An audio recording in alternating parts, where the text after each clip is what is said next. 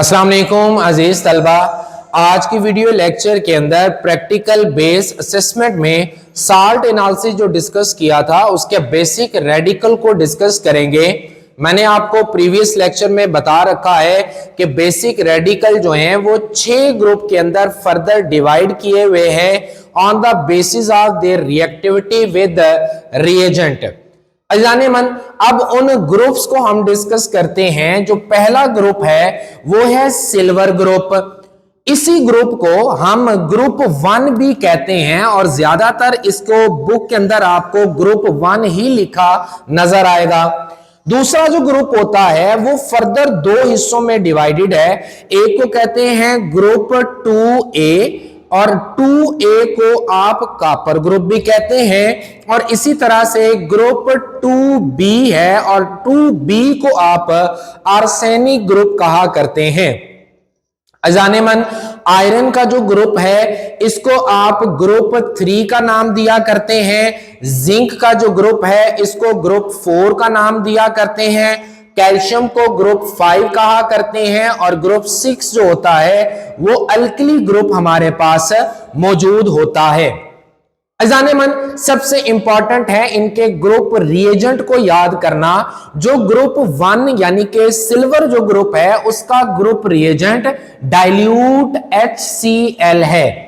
यानी कि अगर कोई साल्ट डाइल्यूट HCl के साथ रिएक्शन करता है तो उसमें ग्रुप 1 वाले जो रेडिकल हैं वो पाए जाते हैं। अगर वो सिर्फ डाइल्यूट HCl के साथ रिएक्ट ना करे बल्कि उसके साथ हाइड्रोजन सल्फाइड को भी ऐड करना पड़े, यानी कि हाइड्रोजन सल्फाइड को in presence of dilute HCl अगर आप रिएक्ट करवाएं और साल्ट रिएक्शन शो करे तो आप उसको कहेंगे कि वो ग्रुप 2 का जो है रेडिकल मौजूद है। अब ग्रुप 2A भी हो सकता है, उसमें ग्रुप 2B भी हो सकता है, क्योंकि ग्रुप 2B का भी जो रेडिकल है या जो ग्रुप रिएजेंट है वो डाइल्यूट HCl और हाइड्रोजन सल्फाइड ही होता है। अजाने मन, जो ग्रुप 3 है उसका ग्रुप रिएजेंट है ammonium hydroxide in ammonium chloride. ये रिएजेंट आपको याद रखना पड़ेगा। इसी तरह से ग्रुप जो 4 है सेम यही अमोनियम हाइड्रोक्साइड और अमोनियम क्लोराइड है but in presence of hydrogen sulphide. Same यही ग्रुप रिएजेंट होगा लेकिन साथ अमोनियम कार्बोनेट को आप इस्तेमाल करेंगे तो वो ग्रुप 5 यानी कि कैल्शियम ग्रुप का जो है वो रेडिकल होगा।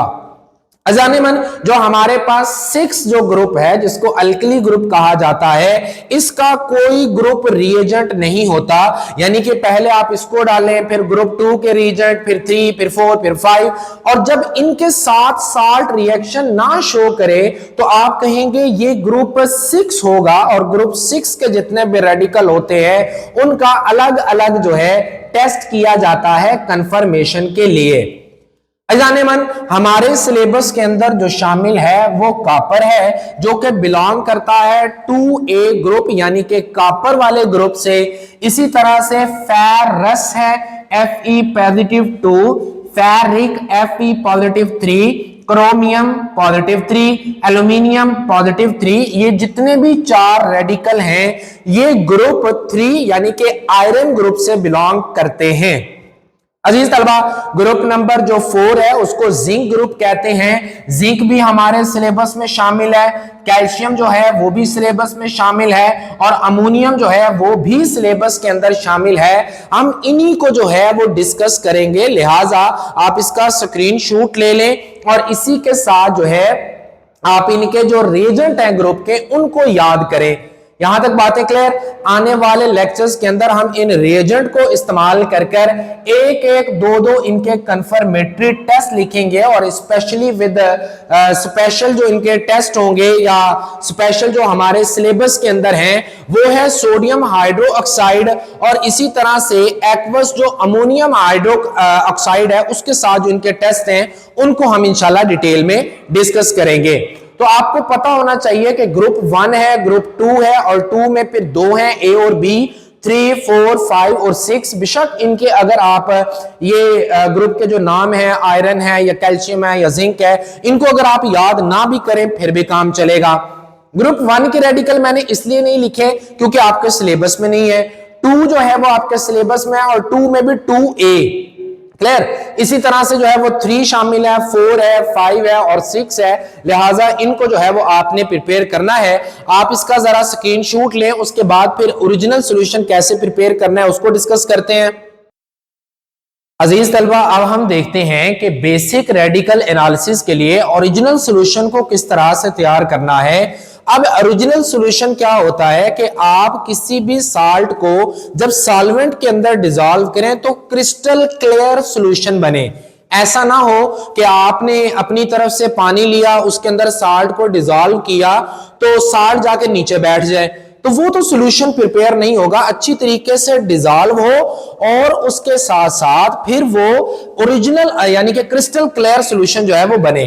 अजानमन उसके लिए हम क्या करते हैं कि 1 ग्राम साल्ट का ले लें, उसको आप पानी के अंदर डिसॉल्व करें।